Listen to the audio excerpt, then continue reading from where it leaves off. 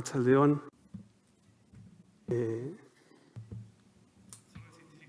Jendea dago hemen, baita ere Alfonso, Paco, Javier, Maria eta Joseba egon dira. Eta batzorde zientifiko batetan zaudenean, gogoratzen duzu zelen hasiera baten kongresua zer zen, etzen ezer. Horri bat, zuria, eta zeginen ideak ematen eta ideak jartzen, eta proposamenak elkarbanatzen. Eta, kongresua amaitu da, eta orain ikusiko dugu zer ikasi dugun, ezta?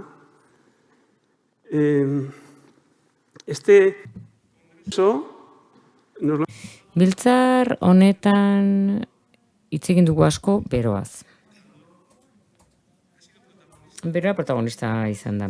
Baina azken hilabete hauetan izan den bezala inflazioa, edo pandemia, edo Carlos Zurizek esaten duen bezala, gerran gaude. Fenomeno muturrekoak dira, eta testu inguran mugiarazten digutenak. Ematen du ezakigula oso ondo zeri heldu.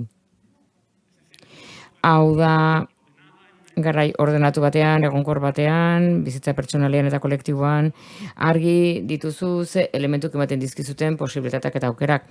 Baina garai hauetan, hau da, muturreko fenomenoak gertatzen diren garai honetan, parte hartze politikoa duzuen, edo zaintza jaso ditzakezuenak, eta baita ere, hor enplegua dut. Eta elementu funtsezkoaiek jendearengan. Beraz, aurre proiektuak baditu alderdi poetikoak, gomendatzen dizuet irakurtzea. Eta nik uste dut enplegua harreman interpertsonal bat dela azken batean. Non pertsona batek, ausardia izan dezake edo inkontzientea izateko produkzio bideak. Eta beste pertsona bat izaten dionean, nahi duzun erik lan egin eta beste pertsonak esaten du. Enpleatzailea izan daiteke pribatuan eragile desberdinak. Eta magia hori, enplegu deitzen dugun hori, benetan,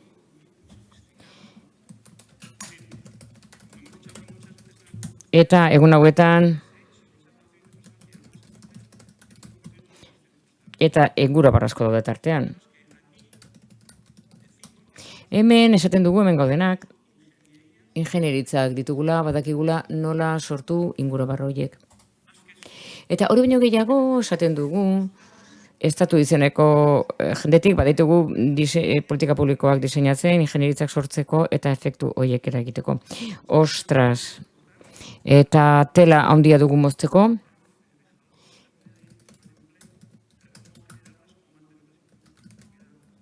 hori zaintzea eta hori mantentzea. Ze ikasi duzue egun hauetan? Oso gauza zaila hori egiteko, hau da politika aktiboak eta ingenieritzak determinazioak egin behar dira lortzeko hori egitea. Eta pertsona asko lagunduko dituna. Eta konsegorra galdetuko nizueke ikuspegi batetik, eragilean ikuspegi batetik, organizazioen aldetik, enpleguan lan egiten duzuenak eta enplegu inklusiboaren promozioan. Eta entzun duzun horretatik gaur edo atzo. 4-5 minutu zerekin gelditze zera, zer ikasi duzu eta zer nahi duzu finkatzea publikoaren adimenean. Gaur gauean esna daitezen eta esan dezaten konsuagarrak esan duena oso garrantzitsua da. Hori jakintxo esan duzunean blokeatu egin naiz. Eta batzuetan hor badaude paso batzuk. Eta hori oso ondo egiten du Fernandok, hau da egin duzun sarrerak asko esan nahi du gogoeta horietan. Eta uste dut pertsonen perspektibatik eta entitatetik lan egiten dutenak pertsonekin egia da enpresak daudela, baina horietan pentsatuz nik uste dut kongresu hau eta egin den ekimen hau benetan duguna eta funtsean ze iniziatiba eragileak dauden horretan, eta sailak egiten dituenak. Notizia ona da, oso fundazionala da. eta usten genuen oso erlaziona zela. Baina usten zenuena eskubide bat zela, a establecer un plan personalizado. Y claro, todo derecho más. Eta noski, hor, eskubide guztia, bete beharrez harago joan da, sisteman sartu egiten du kalitatezko energia bat. Eta kalitatez egitera behartzen gaitu eskagarria delako, eta kalitatea dago ere hezkuntzan, osasungintzan, ezin da izan komoditi bat. Eta espedienteak betetzen ditugu, ez? Eta ezin da horrela izan. Zerbait garrantzitsua da, pertsonen bizitzan, langabetua naiz, langabezia nago, eta ez duguna jotzen dut, zerbitzu publiko horretara edo hitzartutako erakunde horretara. Lagundi ezadazun horretan, ez da? Eta eskatzeko izateaz gain, iruditzen zait horrek ere kalitate zigilu bat ematen diola. Ez da? Zer nahi dugu azken batean kalitateko enplegua egotea, ez da? Inklusiboa izango den enplegu bat, ez da? Eta hor ziklo bat itxi egiten da. Beraz, hori alde batetik. Eta bestetik, hainbat honetan esan izan da, eta hor dago aidean, ez da? Eta askotan aipatu izan da, Kristinak aipatu du, Saren Maian, Susana Galdunditik ere aipatu du, eta badakit departamentuan kezkatuta daudela, eta pertsonen poltsa hori kronifikatuta dagoela, tasatuta dagoela, identifikatuta dugula, eta arriskoa dagoela bere gaitasunak erdoiltuta geratzeko, ezta?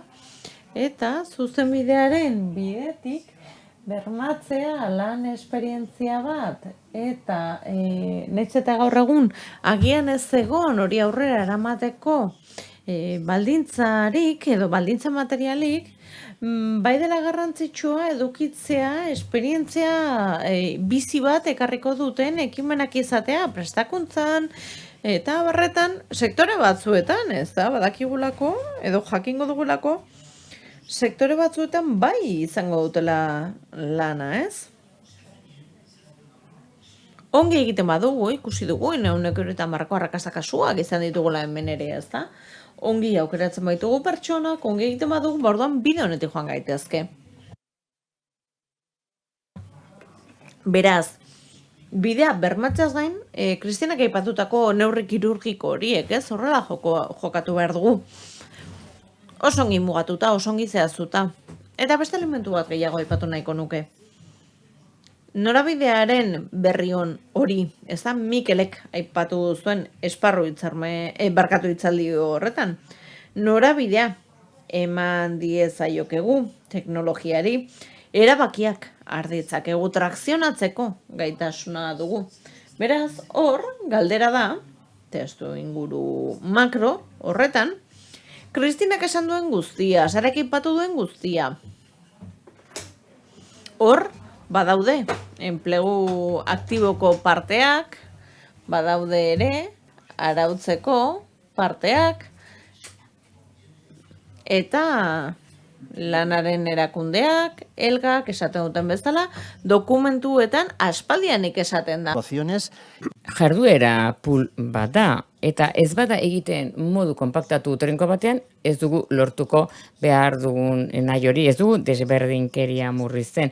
Muy bien, las políticas activas de empleo y este acto de generar el sistema con un derecho subjetivo.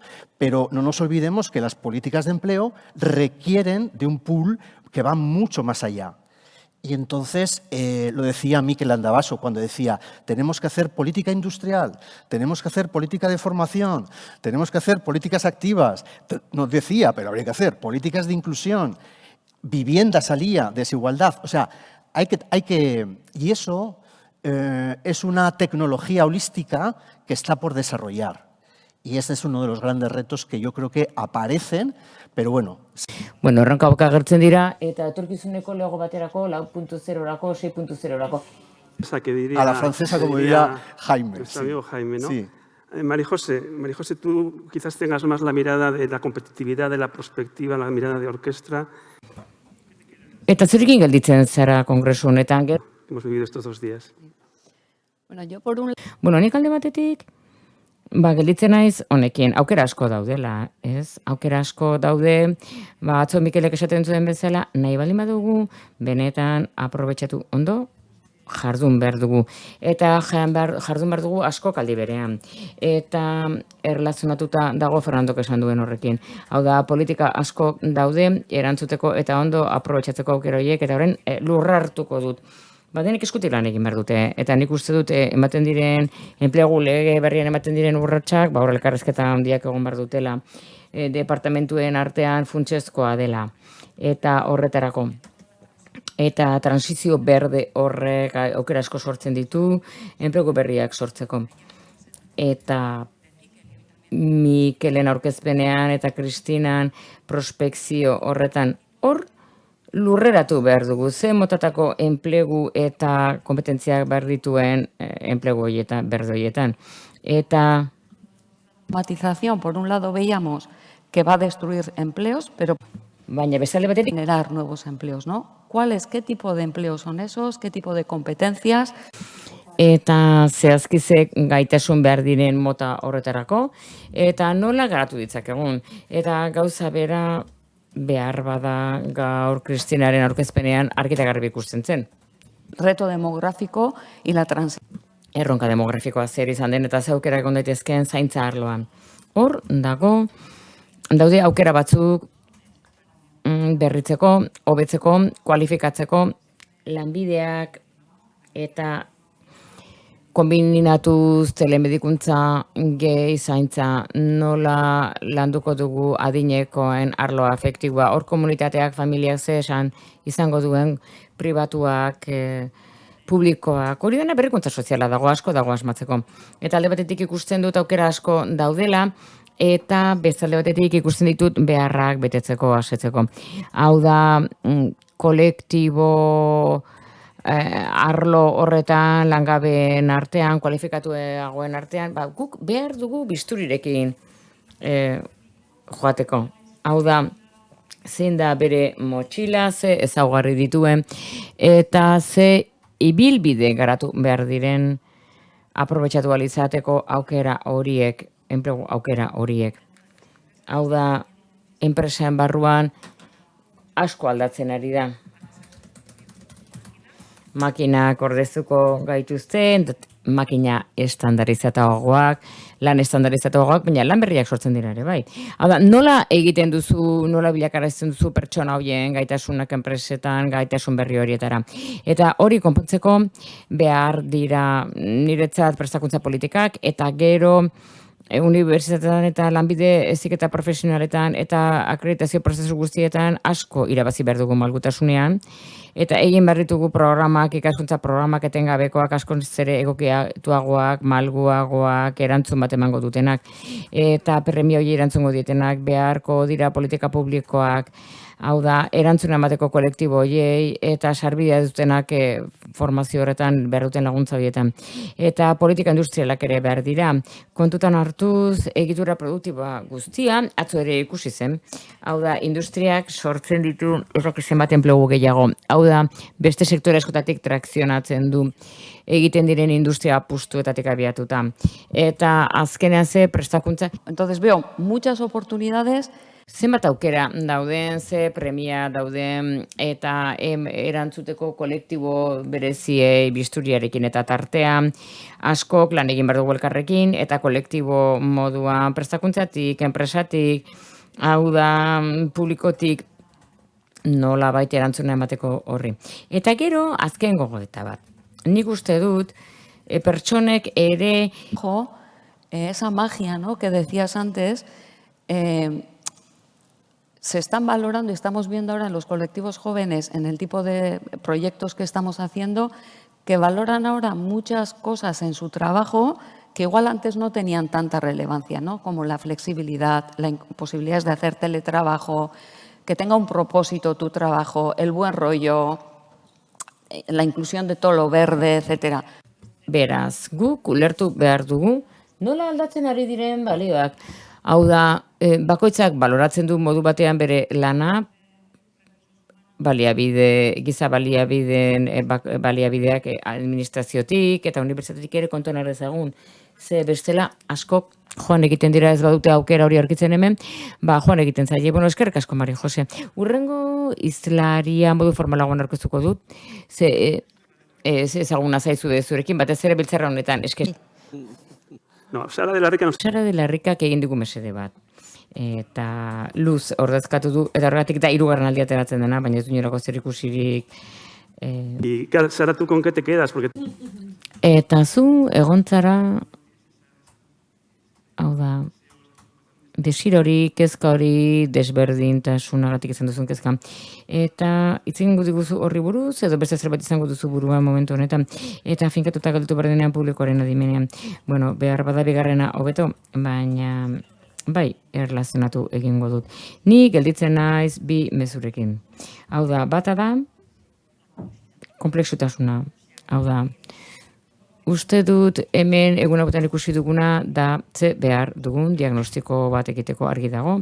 Eta erronkak hor daude, baina ez gara mugitzen ari behar haina diligentziaz. Que son temas complejos. Y ante temas tan complejos, Eta mugitzen duzu dena aldi berean, edo zontokian geritzen zera. el primer mensaje es, todavía estamos casi quedándonos como estamos. Ante el reto Eta erronka demografiko batean gaude, gutxi mugitzen ari gara. Eta gauden aldaketen aurrean, enpleguaren etorkizunean gutxi mugitzen ari gara diodan bezala. Eta horregatik, hau da lehen mezu bat. Egia da, nik uste dut oso ondo zuzenduta daudela benetan mugimenduak egiten diren mugimenduak, eta zentzurretan ikuste dut hemen Euskadin badaudela bi ardatz oso garrantzitsuak enpleguarentzat. Hau da, nolabait mugitzen ari direnak, hau da, bat da lege aurre proiektua, niri iruditzen zait oso mesedegarria dela, hau da, enplegu zerbitzu publikoen artean eta zerbitzua jasoko dituen artean nolabait kontratu bat sortu behar du. Nolabait kontratu enplizito bat, non hain zuzen ere, ibilbide batzuk lortzen diren. Hori oso garrantzitsua da guk ditugun erronkei aurre egiteko. Eta hori eskutik doa lanbideren eraldaketa horrekin tresna bat baita makina hori guztiak mugitzeko. Baina makineria hori komplexua da. Eta ze ikusten dugu? Ikusten dugu haustura batzu daudela, desberdinkeria haustura batzu daudela, eta ikusten ditugu politika publikoak behar direla aurrera egin behar dutenak. Egia esan politika aktiboak hobetzea oso komplexua da, ze bisturiarekin jokatu behar da, eta bisturiarekin jokatzea oso zaila da, ze gainera ziurgabetasuna handia da. Eta ezin duguna esan da, bueno, honek ez du funtzionatzen, bai, badakigu aldatu delako, aldatu da panorama. Beraz, pixkat aldatu egin behar dugu, gure kontzeptzioa, ze eta horren aurrean egin behar da, berritu. Eta berritzen denean, fallatu egin beharko da. Ez fallatu egin behar delako, eta edo aldatzen dugu txip hori, hau da berritzea esan nahi du epe laburrean gauzak ez direla ondo joango, eta eraldatzeko balioko duela, edo bestela, status quoan jartuko dugu. Hau da, hor arlo politiko, edo kutsu politiko, sable politiko gehiegi dago. difícil actuar, porque sabes a lo que te enfrentas si de repente hay algo Zer egiten diozu aurre? Ze azkenean, tresna bada bestearen kontra. Beraz, nik ulertzen dut. de lo que me quedo es esta complejidad. Komplexutasun honek gainera badu zerikusi handia kolaborazioarekin. Edo ulertzen dugu kolaboratu behar dugula, edo ez goaz aurrera. Eta ez gaude horretan. En el hacha. Hor gaude berriro. Eta berbataz gara konturatu. Hau da, estatu paktuak behar ditugu.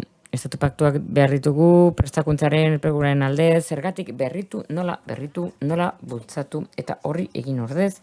Gero ere, erdiriskarrean gaude, beraz, komplexutasuna berritasunaren aurrean. Mucha colaboración. Kolaborazioa handia, lan kirurgiko handia, eta pentsamolde bat ere badugu bagaia komplexua dela. Eskerrik asko, Sara, begiratzen ari nintzen, eta zerbait aitortu nahi nizun, hain zuzen, ere zu egiten ari zara lan bat, hau da, legatu bat entregatu nahi duzu. Hau da, jende gaztea ezin nahi duzu ikerketan, eta gainera El grupo, ¿no? Que es Íñigo, que también es el inigo duzu. Belaunaldi arteko ikuspuntu hori, benetan liluragarria iruditzen zait, ze Rustik esan du gaur goizean. Hau da, belaunaldien irakazte hori, pasatze hori, jakinduriak gehiago sortu, baliabide gehiago sortu, eta denbora luzeagoan legatu bat entregatu datorren belaunaldiei.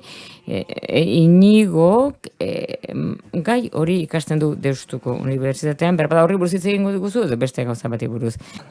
Os voy a hablar de eso, ¿no? Y además estoy contento porque me ha tocado sofá. Bueno, tokatu zait ere sofa, eta gaina bigarren leziotzen, ez hirugarrena, baina tokatu zait, lehen ere Sararekin egotea inguruan. Además, va un poco en línea lo que acaba de decir Sara, ¿no? Sarak esan duenaren, arira. Zer gerituko naiz galdera batekin. Zientzialari, bueno, hemen gauden guztiak, eta publikoak, bueno, zientzialariak gara, oso galdera bikaina egin du.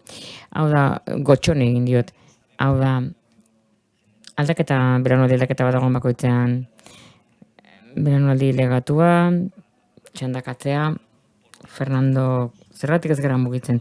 Bueno, nik bueltak eman dizkiot, eta hasi gara pentsatzen bi gauza daude garrantzitsuak. Bata narratiboa, entzun didazue berriro errepikatuko dut, baina hor bat dago narratiba bat aldaketa demografikoan, eta oso alarmista da.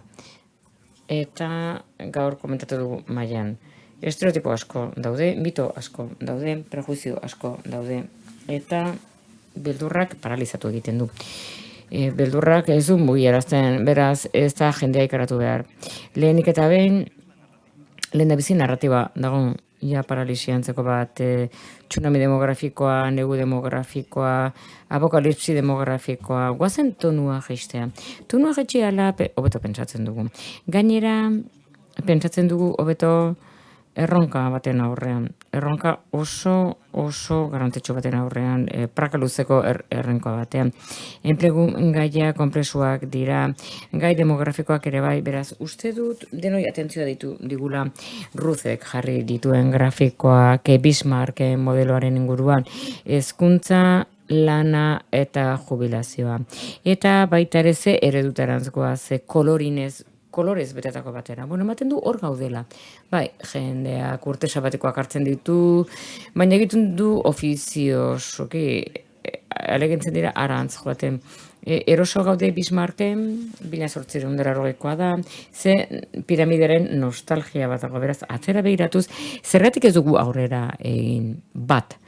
Bildurra ematen digulako, dagoen narratibagatik, eta oso komplexua delako. Komplexua da. Horrek ez du esan nahi ezinezkoa da, nik oso komplexuak egon dira. Baina lehenik eta behin nostalgia hori kendu behar dugu, piramide nostalgia hori erretiratu behar dugu. Hau da, ikus dezagun bizi itxaropen hori. Nola egiten dugu? Hor irekitzen dira gauza berriak, hau da, erronka zatik hartzen badugu, Urdiazpiko onaren antzera xerrak amozten badugu, jan dezakegu. Eta ez badugu modu alarmistan egiten, guk jan egin nahi dugu. Eta ikusi dudana da, eta etorkizunari begirako zerbait da, edo hau gorde nahi nuke behintzat. Gaitasuna dago, aukera lehio dago, baby boom belaunaldia jubilatu da, gainerako Europan. Y en Estados Unidos. Eta estatu batuetan. Eta Espainian baby boom 10 urte geroago izan zen. 60ko markadan, beraz apokalipsi hori, teorian, pasatu da jadanik beste leku batzuetan, eta ez zer gertatu. Beraz, aukera lehio bat dugu. 30, queda 2030. Eta hemendik 2030 beraz, esperimentatu dezagun, egin ditzagun politika, datuak bilatu ditzagun, egin ditzagun gauza desberdinak. Eta bizi ziklo horretara joateko. Hau da, Otto von Bismarcktik Ruthfinkensteineraino. Hau da, eta hor erantzunak eman barzaizkio lan demografiari, eta beste demografia askori ere oso garrantzitsuak direlako. Zaintza, akonpainamendua, txesis demografikoa, produktiboa, irteerak, eziketa eta abar. Es que se están haciendo. Eta ikusi duguna da, gauzak egiten ari dira, eta gauza polita gainera, gauza garrantzitsuak, Inobask, Orkestra, Eusko Jaurlaritza, Bizkaiko Aldundia, eta lanean ari diren pertsona, beste, asko daude. Beraz, goazen puntuak lotzen jarraitzera. Lankidetzarekin, ez da, bai, pixkat Marijok aipatutakoaren arira. Eta agian aterako zait marrazki on bat, marrazki polit bat. Eta atzerako begirada. Zergatik ez gara mugitu? Batira, agian erronka handia egia zen, begirada ez da izan ahalik eta onena,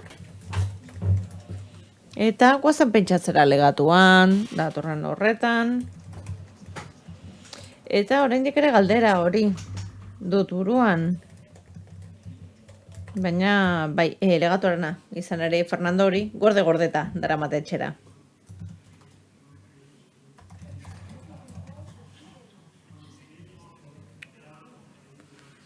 Inigo Artetxe, aurtengo fitxaje bat da, Eta Mari Jose, bueno, zurekin nahitu nengoen, Uztaren denbora gehiago zen eramala. Bai, eta aurren urtean beste emakumeren bat, egongo da, gutxiengo bat garelako, argi eta garbi, beraz, ea, parekidetasunaren alde, aurrera pausoak ematen ditugun, bai? Bai, azkeneko erreakzio bat, egin nahiko nuke. Gaia oso konplexua da, eta iruditzen zait, horregatik badela elefante handiegi bat, ez? Eta iruditzen zaigu, ez garela ezer egiten ari. Eta iruditzen zait, etzari garela gozak egiten, baina esperimentalak dira, saiakuntzak eta erroreak, ezta? Atzo, gaur, hainbat lan aurkeztu ziren Bizkaiko eta Gipuzkoako aldundikoak, departamentutik egiten ari diren gauza asko, etengabeko ikaskuntzarekin lotutakoak ere, lanbide heziketako prestakuntza dualak, beraz, proiektu esperimental ugari dago, baina, gaia inkonplexua denez, ezin da egin dena aldi berean eta modu koordinatuan, ez? Beraz, hor, ikuspegi sistemikoago bat beharko dugu, edo koordinatuagoa, baina iruditzen za, etzari garela aurrera pausoak ematen, Jack el Destripadorek esaten zuen, ez? Guazen zatika, ez, alarmismoa ez laguntzen duen zerbait, ez? Inigo Artetxe, gora. Tira, ni ados nago tesi horrekin, eta nik irudi optimista bat, izango dut. Eta iruditzen zait hori, optimista hori dudala. Eta iruditzen zait, sortzen den mugimendu hori, eskubide subjektiboarekin lotutakoa, badela oso argia. Enplegurako proklama bat genuen, baina enplegurako politika kontziente horiek, apalak direnak, gainerako sektoreko politiken mende daude, eta bestelako politika ekonomikoak dituzte. Eta horiek arreta jarri dute egin dezaketen horretan, pertsonen enplegagarritasunean hain zuzen ere. Eta gero bestalde, beste optimismo puntu bat ere ikusten diot. Gauzak, ezakite, nola esan, iruditzen zaitau zilegi dela edo bidezkoa dela, ez? Batzutan ez dugu ulertzen zergatik gertatzen diren gauzak gertatzen diren honean, baina, hain zuzen ere orain, jarioz gertatu da, ez da? Eta jarioa dugu, eta behar dugu, besori, gaur egun, badakigu, gaur egiten dakigun hori, agian bihar ez dela baliagarri izango, eta bai egia da. Lan jarduera horretan, ere gizarte osoak gure enplegua jarduera dena da fluidoa, ez da? Gaur egun gero eta gehiago hitz egiten da jariokortasun horretaz. Eta eskubide hori medatu egiten da, partikularizatuta dago, arreta pertsonala, diagnostikoa, plana, eta une honetan esango nuke ezinbestekoa dela hori batetik, gero bestalde ere iruditzen zait, zakin nibitzat optimista naiz, iruditzen zait badagoela ere ikuspegi praktiko bat, eta iruditzen zait honek aldaketa handi bat ekarriko duela. Ez da soilik proklama bat, baizik eta hori egia bihurtzeko berrikuntza egin beharko dugu politika aktiboetan, eta ohartun, gauza asko onetsi dela, baina ohartun ere arreta eta etxeko lanak non dauden. Gerturatu behar gara enpresetara, eta arreta jarri behar dugu ere pertsonarengan optimizatu egin behar dugu potentzia teknologiko osoa. Eta, horrez gain, iruditzen zait ideia hori guztia Urdaiazpikoa jatearena, ez? Xerraz, xerra. Edo pila puskaz-puska jatearen monik nahiago Urdaiazpiko aukeran, gozatzen delako gainera. Horrere egon da prozesuarekin lotutako puntu bat. Eta, arreta jarria zuzen ere horretan, prozesu bat izate horretan, eta eraldaketa horret denbora eskatzen du, eta eskatzen du kudeaketa on bat, eta horri dagokionez, iruditzen zait erronka handiak ditugula. Eta batez ere erronka horiek zerikusia dute ez horiek enpleguarekin eta politika aktiboekin. Baute ere zerikusia zerbitzu publikoekin, eta atzo ikusi genuen erronka horiek badira enpresara bezalakoak, Eta sepetik esaten zuten egizue, orientatzailea joaten ari dira, edozein erakundetan bezala, arazoa berbera dira. Baina, kultura aldaketa bat egin behar dugu, enplegu zerbitzu publikoetan, eta jakin beharko dugu ere kontraesanak kudeatzen, balioa ongi saltzen, eta batez ere beharrezkoa izango da, ezakit, gizartaren aurrean saltzea honen guztiaren erabilgarritasuna, eta pertsonek zerbitzu horiek eskatza pertsonek eta enpresek. Eta iruditzen zait hau guztia badela aldaketaren sintoma bat.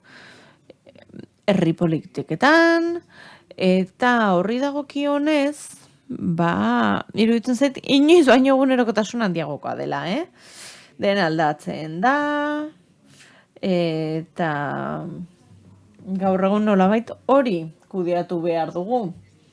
Eta politika publikoetan, konplexua da, baina integraltasunez heldu behar diogu. Zer esan du horrek? Sarak esan bezala.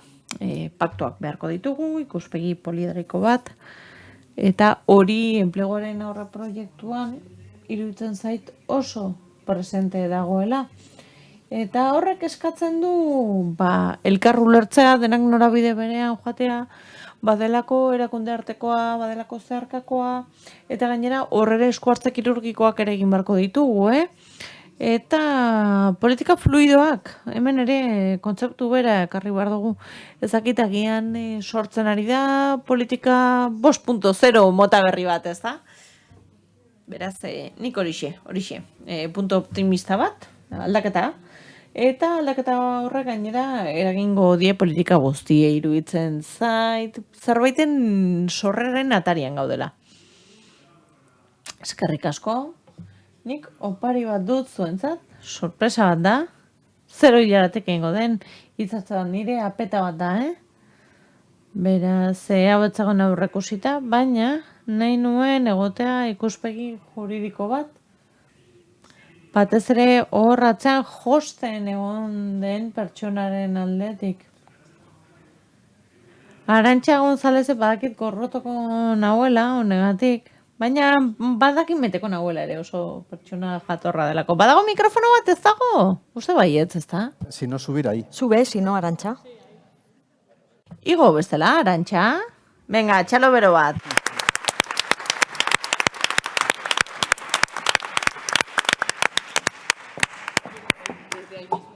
Aquí mejor que estoy tapada y siempre... Hemen hobeto, hemen ez nauza inongi ikusiko, beti da txeginagoa pixkat ez talita gotea.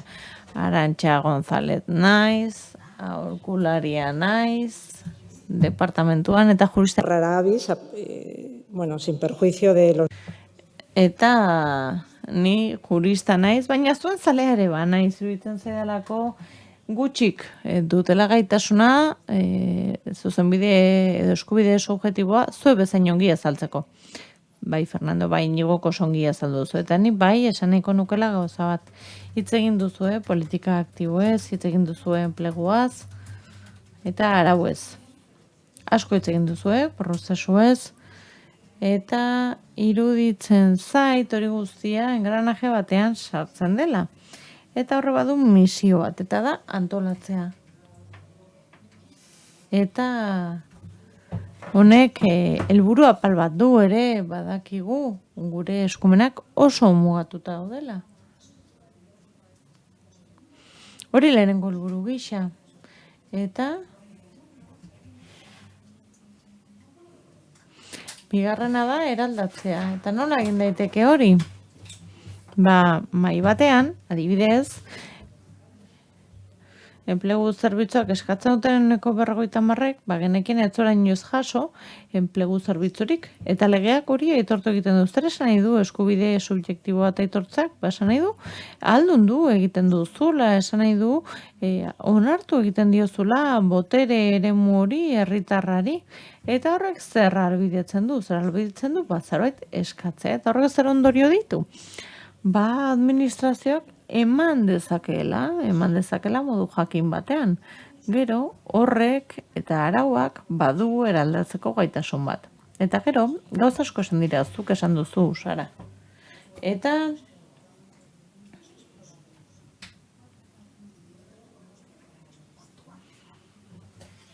hor dago ere Kristinak aipatu duen zerbait, 100 sinadura eraman dira Espainiako Kongresura. Eta zer egiten saiatu gara? Saiatu gara birpentsatzen enplegu politika.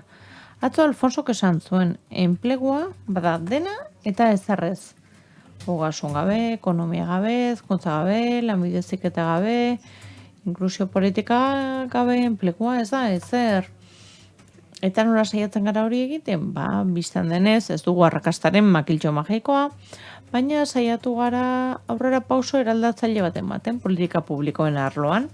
Eta horrela, estrategia bat egiten dugunean eta estrategia bat diseinatzen dugunean, enplegu arloan, ez da lan egingo soilik enplegutik, egingo da ere hezkuntzatik, gizarte politikatik, inklusiotik eta modu koordinatuan egingo dela. Eta hori baino lehen, parte hartzea, eman behartzailea, parte hartzen duten eragilei. Eta zeintzu dira horiek, eragile sozialak ikuspegi teorikotik kontrako norabidean baitoazte. Eta administrazioak hortik edan behar du. Eta hori dela eta guk hitzartzaren alde egin dugu. Hori bada oso prozesu konplexua eta amaieran arrakasta izan dezake ala sekulako porrota. Eta prozesua bere horretan bada eraldatzailea, hori bai. Eta hori pixka bat egiten saiatu garen lege honetatik. Eta hortxe utziko nuke.